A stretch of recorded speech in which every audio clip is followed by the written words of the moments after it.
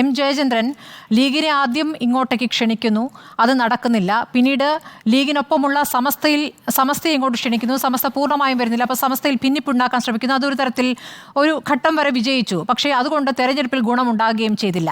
അപ്പോൾ പിന്നെ അവരെ കുറ്റം പറയുക എന്നതിലേക്ക് പോവുക. ഇതാണ് യഥാർത്ഥത്തിൽ CPM സ്വീകരിച്ച സമീപനം എന്ന് പറഞ്ഞാൽ എന്താണ് മറുപടി? ഞാൻ അതിനോട് ഒട്ടും യോജിക്കില്ല സ്മൃതി. കാരണം ഇന്ത്യൻ യൂണിയൻ മുസ്ലിം ലീഗിനെ കുറ്റം പറയാൻ കേരളത്തിന്റെ മുഖ്യമന്ത്രി കോഴിക്കോട് വേദി തെരഞ്ഞെടുത്തു എന്ന് അംഗീകരിക്കേണ്ട ഒരു സ്മൃതിയുടെ ഈ വ്യാഖ്യാനം ശരിവെച്ചാൽ അതല്ലല്ലോ ഉണ്ടായത്. ഞാൻ പറഞ്ഞല്ലോ, കഴിഞ്ഞ ശനിയാഴ്ച ചന്ദ്രികയിലൂടെ മുസ്ലിം ലീഗിന്റെ സംസ്ഥാന അധ്യക്ഷൻ ചൊരിഞ്ഞ ഒട്ടനവധി ആരോപണങ്ങളുണ്ട്, വിമർശനങ്ങളുണ്ട്. അപ്പം അതിന് മറുപടി പറയാതെ പോവാൻ ഒരു മുഖ്യമന്ത്രിക്ക് കഴിയില്ല. അതിനുചിതമായ വേദിയായിരുന്നു NG യൂണിയന്റെ സമ്മേളനം. അതാണ് അദ്ദേഹം ചെയ്തത്. പിന്നെ മറ്റ് ഒരു കാര്യം, ഇപ്പോൾ ഏറ്റവും ഒടുവിൽ ശ്രീ ജോസഫ് സി മാത്യുവും അതിനു മുൻപ് ഷിബു മീരാനും ലീഗിന്റെ പ്രസക്തിയെ സംബന്ധിച്ച് സമൂഹത്തിൽ ഉണ്ടായിരുന്ന പ്രസക്തി ഷിബു പറഞ്ഞത് ലീഗിന് വലിയൊരു പാരമ്പര്യം. ഞാൻ അദ്ദേഹത്തെ ഒന്ന് ഓർമ്മിപ്പിക്കുകയാണ്. ഞാൻ ഇവിടെ ഇരിക്കുന്ന ആർക്കും ഒരു ഉപദേശം നൽകാൻ യാതൊരു യോഗ്യതയും എനിക്കില്ല. എങ്കിലും ചരിത്രം നമ്മളെല്ലാവരും അറിയുന്നതാണല്ലോ, അതുകൊണ്ട് മാത്രം പറയുകയാണ്. ഈ ഷിബു പറഞ്ഞതിൽ വലിയൊരു പെശകൊള്ള എന്താണെന്നറിയുമോ?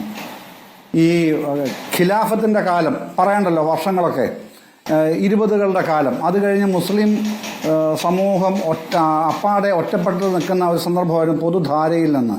കോൺഗ്രസിന്റെ ഒരു രീതി എടുത്താൽ അടുപ്പിക്കില്ലായിരുന്നു കോൺഗ്രസ് നേതാക്കൾ മുസ്ലിം നേതാക്കന്മാരെ അടുപ്പിക്കില്ലായിരുന്നു. ആ ഒരു ഘട്ടത്തിൽ കേരളത്തിലെ കോൺഗ്രസ് പാർട്ടിയിൽ നിലനിന്നിരുന്ന ഇടതുപക്ഷ സ്വഭാവമുള്ള ആൾക്കാർ അവരാണല്ലോ 38-ൽ പുറത്തു വരുന്നത്. അപ്പോൾ ആ ഘട്ടത്തിൽ തന്നെ ദേശീയ മുസ്ലിങ്ങൾ ഇങ്ങനെ ഈ പറയുന്ന ഇടതുപക്ഷ ധാരയുള്ള ചിന്താഗതിയുള്ള കോൺഗ്രസ് നേതാക്കന്മാര്, ചില SC വിഭാഗത്തിലുള്ളവർ, ഇവരൊക്കെ ആ ഘട്ടത്തിൽ തന്നെ അംബേദ്കറുമായിട്ട് ദേശീയ തലത്തിൽ യോജിക്കുന്ന പോലും ഉണ്ട് കേട്ടോ. ഇതിന്റെ അകത്ത് സാദിഖ് അലി തങ്ങൾ പറയുന്നുണ്ടല്ലോ ചന്ദ്രിക ഇന്റർവ്യൂവില് അംബേദ്കറെ വിജയിപ്പിച്ചൊരു കാര്യം. അങ്ങനെയൊന്നും അല്ല ചരിത്രം. അംബേദ്കറുമായിട്ട് ഇവിടെ തന്നെ യോജിക്കുന്നത് ഈ ഇടതുപക്ഷ സോഷ്യലിസ്റ്റുകളോട് ബന്ധപ്പെട്ടാണ് ദേശീയ തലത്തിൽ യോജിപ്പോരെ വരുന്നത് അംബേദ്കറുമായിട്ടൊക്കെ. അതൊക്കെ അങ്ങ് തമസ്കരിച്ചിട്ടാണ് സാദിഖ് അലി തങ്ങൾ ചന്ദ്രികയിൽ അഭിമുഖം നൽകിയിരിക്കുന്നത്. അവിടെ ഇരിക്കട്ടെ. അപ്പൊ അന്ന് മുതൽ തുടങ്ങിയ ഒരു ബന്ധം, ഒരു സെക്യുലർ ഫാബ്രിക് ഉണ്ടാക്കിയിട്ടുണ്ട് ഇടതുപക്ഷത്തിന്റെ നേതൃത്വത്തിൽ തന്നെയാണ് കേരളത്തിൽ മുസ്ലിം ന്യൂനപക്ഷം മുമ്പോട്ട് വന്നത്. ഖിലാഫത്തിന് ശേഷം കോൺഗ്രസിന്റെ അവഗണനയെ കൈയൊഴിയുന്നത് ഈ ഇടതുപക്ഷത്തെ ചേർന്ന് നിന്നുകൊണ്ടാണ്. അത് ഷിബു മീരാൻ ഒന്ന് ശ്രദ്ധിക്കുന്നത് നല്ലതാണ് എന്ന സജഷൻ മാത്രമേ എനിക്ക് വെക്കാനുള്ളൂ.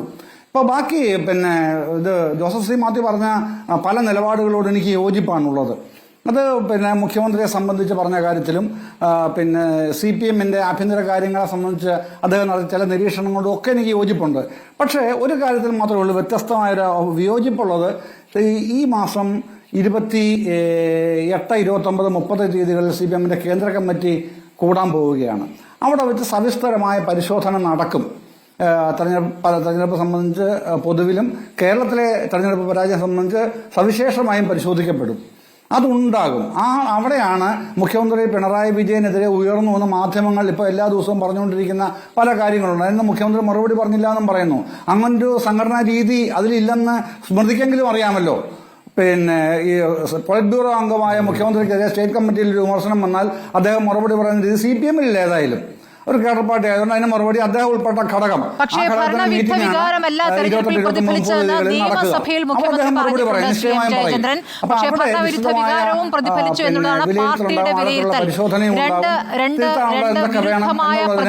ആഴത്തിലും പരപ്പിലും അവർ തീരുമാനിക്കുകയും ചെയ്യും. അതല്ലാതെ ഈ കോൺഗ്രസ് പ്രതിനിധി പറഞ്ഞല്ലോ പുന്നപ്രവയലാർ, അമ്പലപ്പുഴ, അങ്ങനെ കുറെ കാര്യങ്ങൾ പറഞ്ഞു. അങ്ങനെയൊന്നും അല്ലല്ലോ ഒരു ഇലക്ഷനെ, പ്രത്യേകിച്ചും ഇത് പഞ്ചായത്ത് ഇലക്ഷനോ നിയമസഭാ തെരഞ്ഞെടുപ്പ് ഒന്നുമല്ല, 20 ലോക്സഭാ മണ്ഡലങ്ങളായി വിഭജിച്ചുകൊണ്ടുള്ള ദേശീയ ഗവൺമെന്റിന് വേണ്ടിയുള്ള തെരഞ്ഞെടുപ്പാണ്.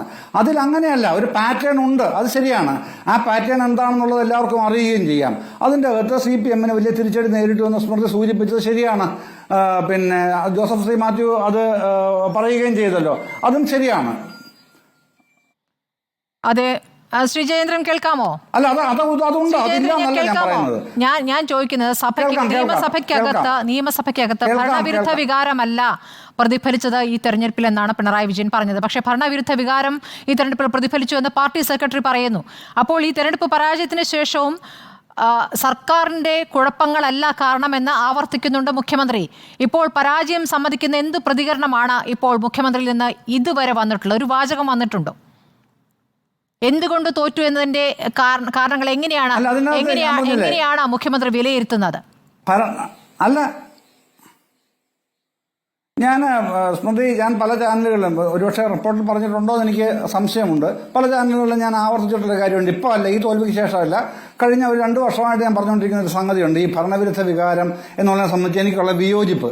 അങ്ങനെ ഈ സഫോളജിസ്റ്റുകൾ അങ്ങനെ ഒരു കാഴ്ചപ്പാടിപ്പോൾ നിൽക്കുന്നില്ല ലോകത്തെവിടെയും. ആന്റി ഇൻകംബൻസി എന്ന ഫാക്ടർ അതിവിടെ വിശദമായി ചർച്ച ചെയ്യേണ്ട കാര്യം ഇപ്പോൾ അല്ലാത്തതുകൊണ്ട് ഞാൻ അതിലേക്ക് കടക്കുന്നില്ല. പിന്നെ പ്രോ ഇൻകംബൻസി, ആന്റി ഇൻകംബൻസി, ആ ഇറാഖ് ആ ഘട്ടമൊക്കെ കഴിഞ്ഞിരിക്കുന്നു. ലോക തെരഞ്ഞെടുപ്പുകളുടെ കാലത്തിൽ ഒട്ടാകെയും ആ വ്യത്യസ്തമായ വിശകലനങ്ങൾ ഒരുപാടുണ്ട്. ഒറ്റ കാര്യമുള്ളൂ അതിൽ, പിന്നെ പെർഫോം ഓർ പെരിഷ്. ഇതാണ് എല്ലാ ഇലക്ഷനുകളിലും പൊതുവായി വോട്ടർമാർ കാണുന്ന മനോഭാവം. കാര്യം വോട്ടർമാർ വലിയ തോതിൽ മെച്യൂർഡ് ആയിരിക്കുന്നു. അവർക്ക് പ്രവർത്തിക്കുന്ന ഗവൺമെന്റിന് വീണ്ടും അവസരം കൊടുക്കും, പ്രവർത്തിക്കാത്ത ഗവൺമെന്റ് അവസരം നൽകില്ല. അതാണ് കാഴ്ചപ്പാടായിട്ട് പൊതുവെ വിലയിരുത്തപ്പെടുന്നത്. ഇപ്പോൾ ഇവിടെ കേരളത്തിലോ ഇന്ത്യയിലോ ഉള്ള കാര്യമല്ല ഞാൻ പറയുന്നത്, ലോകത്തെമ്പാടുമുള്ള സഫോളജിയിലെ നവീന കാഴ്ചപ്പാട് അങ്ങനെ തന്നെയാണ്. അതിപ്പോൾ ഇവിടെ ചർച്ച ചെയ്യേണ്ട കാര്യമല്ല. അതുകൊണ്ട് മുഖ്യമന്ത്രി അങ്ങനെ കാണുന്നുണ്ടോ ഇല്ലോ ഉള്ളത് എനിക്കറിഞ്ഞുകൂടാ. ഏതായാലും ഞാനങ്ങനെ കാണുന്നില്ല. ഭരണവിരുദ്ധ വികാരം എന്നുള്ളതല്ല, പക്ഷെ ഭരണപരമായ പോരായ്മകൾ, വീഴ്ചകൾ ഒട്ടനവധി ഉണ്ടെന്നുള്ള കാര്യത്തിൽ എനിക്ക് യാതൊരു സംശയവുമില്ല. അത് നിശ്ചയമായും തിരുത്തപ്പെടേണ്ടതുമാണ്.